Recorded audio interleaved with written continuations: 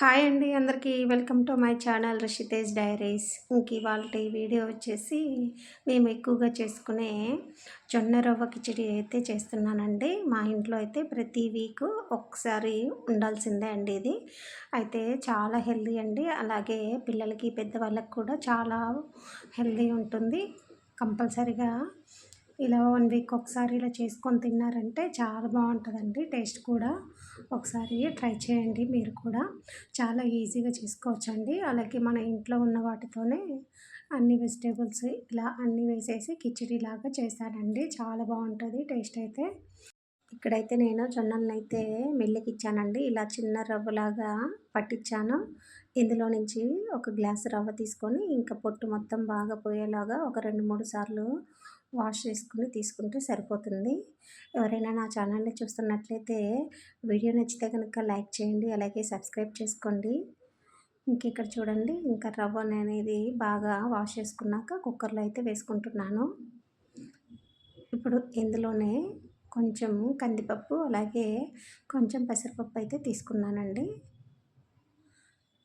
ఎందుకంటే కొంచెం జొన్న రవ్వ కాబట్టి అడుగు అంటుతుందని కొంచెం పప్పు అనేది వేశాను.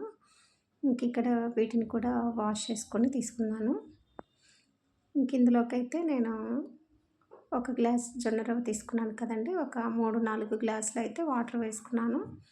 ఇప్పుడైతే మన దగ్గర ఉన్న కూరగాయలు అలానే ఇక్కడ ఆకుకూర అయితే వేస్తున్నానండి. ఇంకా నా దగ్గర అయితే టమాటో, ఆకుకూర అలాగే కొన్ని క్యారెట్, పచ్చిమిర్చి అయితే వేస్తున్నానండి. ఇంకా మీ దగ్గర వేరే వెజిటేబుల్స్ ఉన్నా కానీ వేసుకోవచ్చు. ఏంటంటే కిచిడీలాగా చేస్తున్నాం కాబట్టి అన్ని వెజిటేబుల్స్ వేసుకోవచ్చండి. చూడండి, ఇలా వేసుకున్న తర్వాత ఇప్పుడు ఇందులోకి కొంచెం పసుపు అయితే వేసుకోవాలి. ఇంకా తర్వాత పైన వాటర్ అనేది రాకుండా కొంచెం ఆయిల్ అయితే వేస్తున్నానండి. ఇంకా తర్వాత రుచికి సరిపడా సాల్ట్ కూడా వేసుకొని ఇప్పుడు మూత పెట్టేసి స్టవ్ మీద అయితే పెట్టేశాను. 7 to 8 విజిల్స్ వచ్చేంత వరకు ఉంచేసుకోవాలండి. ఇంకా తర్వాత స్టవ్ నుంచి తీసేసి ఇప్పుడు ఎలా ఉందో చూద్దాము. ఈ రవ్వ అనేది బాగా ఉడకాలండి, అప్పుడే మనకి కిచిడి అనేది బాగుంటుంది.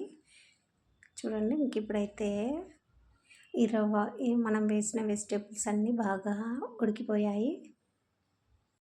ఇలా ఉడికిన తర్వాత సాల్ట్ అయితే ముందుగానే వేసాం కదండి కుక్కర్లో. ఇప్పుడైతే అవసరం లేదు. ఇప్పుడు పప్పు గుత్తితోటి మనం పప్పు ఎలా ఎనుపుకుంటామో అలా ఎనుపుకుంటే సరిపోతుంది. ఇప్పుడు దీనిలోకి అయితే తాలింపు అయితే వేసుకోవాలి. స్టవ్ మీద చిన్న కడాయి తీసుకున్నాను. ఇందులోకి 2 స్పూన్ల ఆయిల్ వేసుకున్నానండి. ఆయిల్లోకి కొంచెం పోపు దినుసులు అలాగే 2, 3 ఎండుమిర్చి కూడా వేసుకున్నాను. ఇలా వేసుకున్నాక కొంచెం వేగిన తర్వాత ఇందులోకి పల్లీలు కానీ జీడిపప్పు కానీ వేసుకోవాలి. నేనైతే ఇక్కడ ఓన్లీ జీడిపప్పు మాత్రమే తీసుకున్నానండి.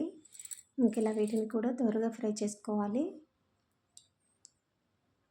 చూడండి, ఇలా ఫ్రై చేసుకున్నాక కిచిడీలోకి మెయిన్గా మిరియాలు ఉంటే బాగుంటుందండి. అందుకని ఒక 4, 5 మిరియాలు తీసుకొని ఇలా కచ్చపచ్చగా అయితే దంచుకొని తీసుకున్నాను. మిరియాలు వేయడం వల్ల కిచిడి అనేది బాగుంటుందండి. ఆ స్మెల్కి అది కిచిడి అనేది ఇంకా బాగుంటుంది టేస్ట్ అయితే. ఇందులోకి ఇంగువ పొడి ఉంటే వేసుకోవచ్చండి. నా దగ్గర లేదు, అందుకే వేయలేదు. ఇప్పుడైతే పోపుని ఈ కిచిడీలోకి వేసుకొని ఒకసారి ఇదంతా కలిపేసుకుంటే రెడీ అయిపోతుంది జొన్న రవ్వ కిచిడి అనేది. ఇలా ఒక వారానికి ఒక్కసారి చేసుకొని తిన్నారంటే హెల్త్కి హెల్తీ ఉంటారు, బలానికి బలం ఉంటుందండి. ఒకసారి తప్పకుండా ట్రై చేయండి. అలాగే వీడియో నచ్చితే లైక్ చేయండి, సబ్స్క్రైబ్ చేసుకోండి ప్లీజ్.